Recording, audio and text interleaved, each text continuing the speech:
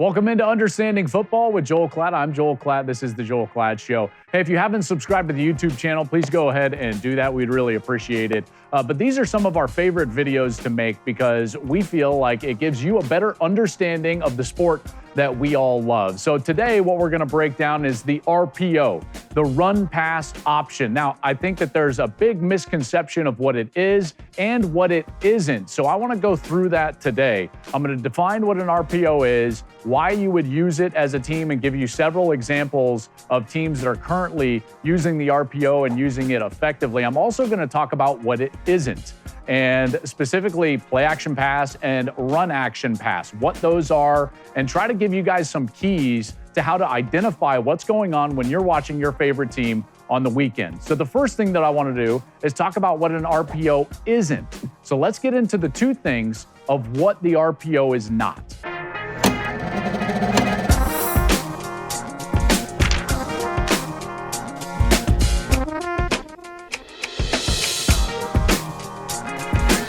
Now, it's important to note that there are three ways that an offense can look like they're faking to the running back and yet still throw the football. But it's not all RPO. And I think too often, guys like me in the booth, we call everything an RPO. And at home, you might be a little bit confused because they all don't look the same. And you're right. There are three distinct ways to give a fake to the running back and still throw the football.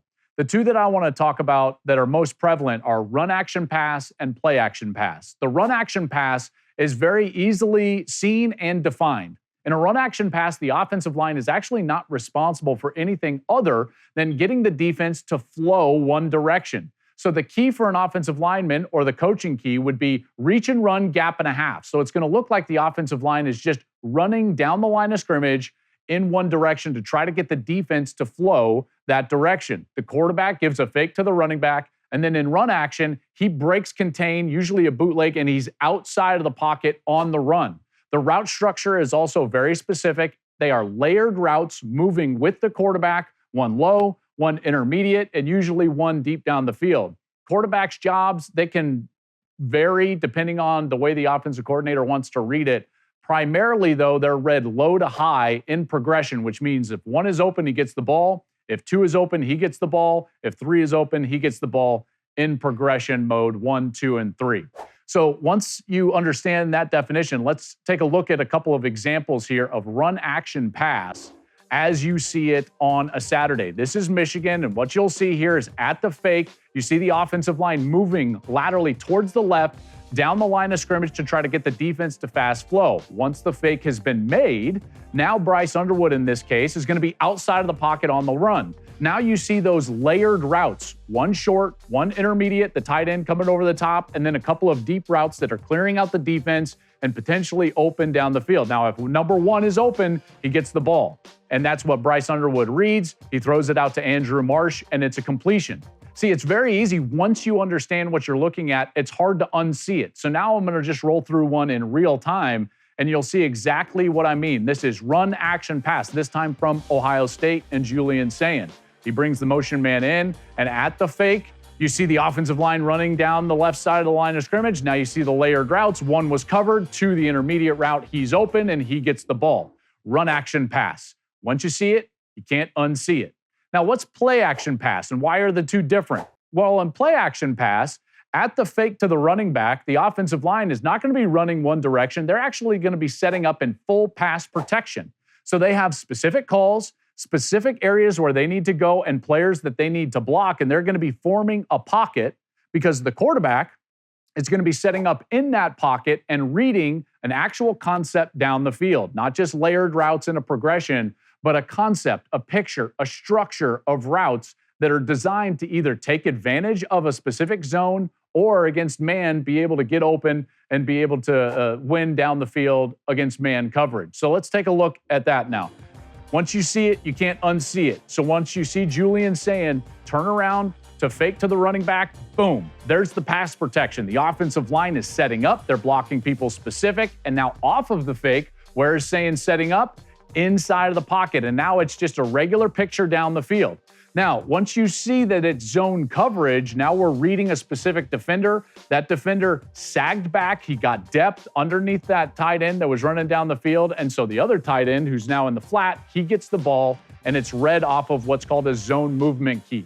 In zone coverage, you read a specific player. He keys you on where to throw the football. So now once you see it, you can't unsee it. So here we go. In real time, without any freezes, this is Michigan under Bryce Underwood.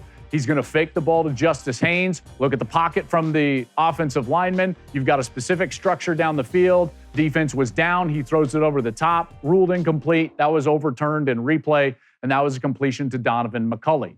So those are two things that you see every single Saturday and Sunday of ways that an offense can fake the ball to the running back and then still throw the ball down the field. Run action pass and play action pass.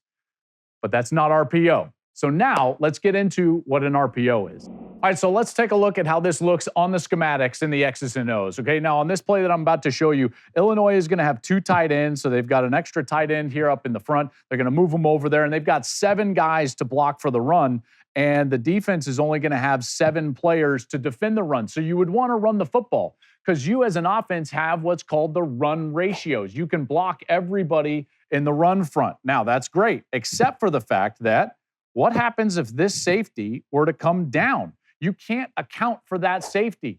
So in order to equate the numbers and for the offense to be right all the time, then the quarterback has to make the decision based on that safety player. If he comes down, then you don't want to do that. What do you want to do? You probably want to throw the football on the outside because now I've got an outside route designed to take advantage of space with the corner off. So now you're taking what could be difficult, running the football against a run-oriented defensive front, and you're making it very simple, and you're taking advantage of the space on the outside. Let's take a look at the play on video, and you'll see exactly what I'm talking about. Okay, here come the tight ends. They bounce over. Luke Altmaier from Illinois. He's sitting there. I've got 7 for 7, except for that safety. There he is. What is he going to do? Is he going to fly out of there, or is he going to come down into the front? So now as the snap takes place and Altmaier begins to hand off the football, he's going to read that player, and you see him step down towards the line of scrimmage. What does that allow the offense to do? Always be right. Can't block him. Throw it on the outside for an easy completion, taking advantage of the space. That is a very simple and easy to execute RPO, and guess what? It gets 9 yards. Now we come back, and there's going to be another play. How are we going to equate these numbers now? Let's go back to the board and talk about what we've got. Well, now it's a different equation. I don't have 2 tight ends. There's only 1 tight end into the game. So now I've got 5 offensive linemen and 1 tight end. I've got 6 players to block what I would call the run box. And yet, what do we have here? We have 7. So we got to do something about this. We can't just run the football at this all day long. That's like beating our head into a brick wall. We don't want to do that. So what do we need to do? Well, we need to read this player right here. Why would we read that player? Well, we're going to block with R6, this 6 in the run box, with zone blocking this direction, and the back headed this direction. So the only one we can't account for is that backside backer. Good thing we've got a route that could take advantage of the space that he could vacate if he defends the run. Now, if that linebacker were to fly out here and defend that, well, guess what? We just opened up a seam and we can attack the space with the running back. It looks very intricate, but it's not. Once you see it on video, you see it very cleanly and plainly. So here's Altmaier. He's up at the line of scrimmage. He knows he's got 6, but there's 7 up there to block. So what am I going to do? Well, I'm going to read that backside backer. Take advantage of the space. So here comes the snap. What does the backer do?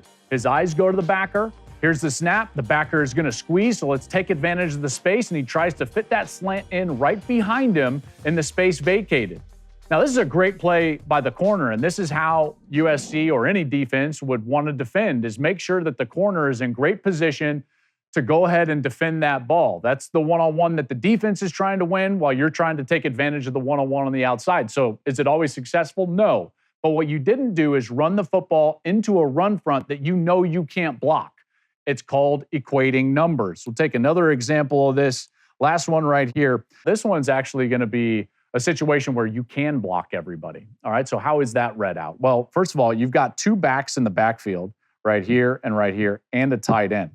So you now have enough players to block. So you've got 6, 7 guys to block. One of them's going to carry the football. The other one's going to be a blocker, which means that you can block 7 defensive players in the run box. There's only 7 there. Well, rather than just call the run play and hope that this safety doesn't come down and defend the run, why not make it a RPO, a run pass option? Put the decision in the quarterback's hands post-snap. So on this play, all you're going to do is if this safety drops down, you're going to throw the football. If he heads back and gets depth, then you hand it off. And you can block everybody up front and you take your medicine, if you will, as an offense and see what you can get. And that's exactly what happens here. Now, this is USC on offense. So here's your 2 backs in the backfield. You've got a tight end. You've got 7 to block. There's 7 players in the run box. So there's that safety. See number 10 back there? Yeah, there he is. And Mayava's sitting there looking at it. It's like, well, we can't block him, so I'd rather throw it if he comes down to the run box. So now we've got this run pass option. And at the snap of the football, you're going to turn around to hand the football off. And that safety got depth. So what do? You hand it off. We can block everybody in the run front. So I think as an offense and a coordinator, I'm designing this play. I think we can get at least 4, maybe 5 yards on this play. And that's exactly what happens here for USC. A nice cut. You've got hats for hats. And it's a successful run because you equated the numbers. Now, another way that you can equate the numbers is that you put a specific defender in conflict where he knows that he's responsible for both something in the run game and something in the pass game. And you locate that defender via a formation, and then you put him in conflict. And the quarterback can read him and basically do whatever he does opposite. It's that simple, really, for a quarterback. And granted, none of this is that simple because it happens so fast after the snap. But the quarterbacks are making these decisions based on specific defenders and their movement. We take a look at the board here. Okay, so here, Illinois, they're going to have 7 to block. You got 7 up here. You only got 7 in the run front. Hey, it looks like we can run the football. But remember, you never know what a safety is thinking. And so, listen, let's put the safety in the conflict. You know, you're going to have basically a slant back here on the outside. And if that safety comes down, then what you're going to do is throw the football. If he stays back, then you can run the football, and you're running it right at him. So that's why he's in conflict, is that backfield motion is headed that direction. So let's take a look at this. This is an Ohio State defense that has been really, really good. So what do you need to do? Equate the numbers. There's the motion. There's 7 in the run box. Can you run it? Yeah, probably, as long as Caleb Downs doesn't fly down and defend the run. So put him as the conflict defender. And Altmaier is going to get the snap, and he's going to immediately see that he's back. You saw his head just look over there for a moment. And then because he sits and he maintains his depth, he hands the football off. Now, this is a nice little move by the running back, and you can see he bounces out, and you've equated the numbers. The defender is in conflict. He's responsible for that area and run support, and yet he can't defend the run support because of that run-pass option. Really nice read right there from Luke Altmaier. Now we move over to another one here. Let's take a look at this one and the conflict, and it's going to be very similar here because this safety is the one that can come down and defend the run, okay? So you've got your 6 players here. You've got 6 in the run box. And so you've got to put somebody in conflict. At this point, it's going to be this safety. Is he down? Well, they're going to throw a slant behind him. If he stays back and level, then you're going to go ahead and run the football. This is a really nice job and a very similar play to what we just saw. Let's see if they can put this boundary safety in conflict. So you see a little bit of a motion right here. And then at the snap, you get a run out from that left side linebacker. So you've got run ratios except for the safety. And Altmaier is going to come out, and he's immediately going to look back at that safety, and he sees that he's squeezing down. You can't block him. You cannot equate the numbers in the run game. So what do you need to do? You need to throw the football behind him. So he comes out and he tries to throw the slant, and then this is the only way to defend the RPO. You've got to have a corner that can make a play in one-on-one coverage. This is why man coverage is so important against a team that can really execute in the run-pass option game, the RPO game, and you've seen that a couple of times. Igbinosun there, the corner for Ohio State, comes over the top and makes a nice play. The last one is a little bit different, and it's a little bit more intricate.